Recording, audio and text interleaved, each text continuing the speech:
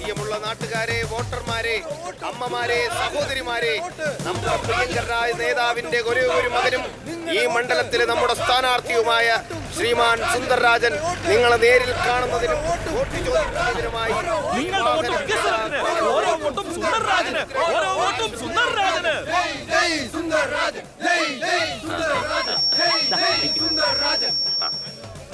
ഞാൻ മുഖ്യന്റെ മകനാണ്. എന്നാലും എനിക്ക് രാഷ്ട്രീയമൊന്നും അറിയില്ല. നാട് ഭരിക്കുന്നതിന് ഈ രാഷ്ട്രീയമൊന്നും അറിയണമെന്നില്ലെന്ന് എന്റെ അച്ഛൻ അടിക്കടി പറയും. എന്നാലും രാഷ്ട്രീയക്കാർ അറിഞ്ഞിരിക്കേണ്ട തന്ത്രങ്ങളൊക്കെ പഠിപ്പിച്ചിട്ടുണ്ട്. ഞാൻ America, Japan, London, Italy, west Germany പോലുള്ള രാജ്യങ്ങളെല്ലാം ചുറ്റി സഞ്ചരിച്ചു വന്നതാണ്. ഞാനെങ്ങാനും ഈ ഇലക്ഷനിൽ വിജയിച്ചാൽ ഈ നാട്ടിൽ പാവപ്പെട്ടവരോ ചെറ്റക്കുടിലുകളോ ഒന്നും തന്നെ കാണില്ല. ജനല് തുറന്നു നോക്കിയാൽ പോലും ഒരു പിച്ചക്കാരനെ കണി കാണാൻ പോലും കിട്ടില്ല. ഇവിടെയുള്ള കുടിലുകളെല്ലാം ബുൾഡോസർ കൊണ്ടുവന്ന് ഇടിച്ച് നിരത്തിയിട്ട് അവിടെ വലിയ വലിയ അപ്പാർട്ട്മെന്റുകളും ഷോപ്പിംഗ് മാളും കെട്ടി ഉയർത്തും. അപ്പൊ അവിടെയുള്ള ജനങ്ങൾ എന്ത് ചെയ്യും? അവരെല്ലാം ടിപ്പർ ലോറിയിൽ കയറ്റിക്കൊണ്ടുപോയി സിറ്റിക്ക് വെളിയിൽ തള്ളും.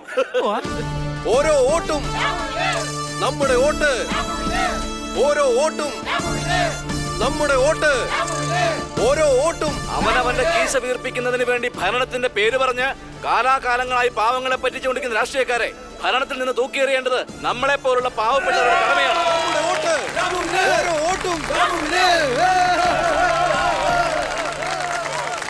അതിനായി നമ്മുടെ മണ്ഡലത്തിൽ വോട്ട് ചെയ്ത് നിങ്ങൾ എന്നെ ജയിപ്പിക്കണം. പക്ഷേ ഈ മണ്ഡലത്തിലെ 2 സ്ഥാനാർത്ഥികൾക്കെതിരെ മത്സരിക്കുന്ന ഈ നെല്ലിക്കുടി രാമുവിന്റെ പേര് വോട്ടേഴ്സ് ലിസ്റ്റിലില്ല.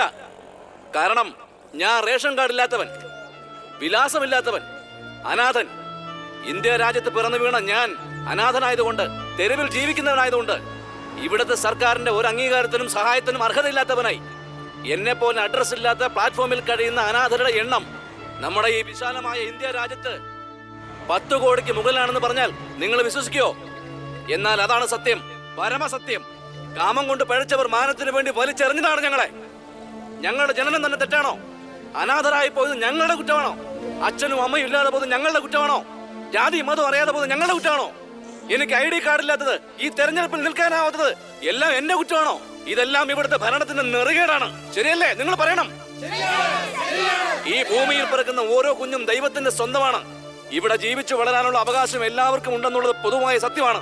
അത് നേരാണെങ്കിൽ ഈ ഭൂമിയിലുള്ള സകല സൗകര്യങ്ങളും സകല സ്വത്തുക്കളും ഇവിടെ പിറക്കുന്ന ഓരോ ജീവനും സമമായിട്ടും പൊതുവായിട്ടും വീതിക്കണം.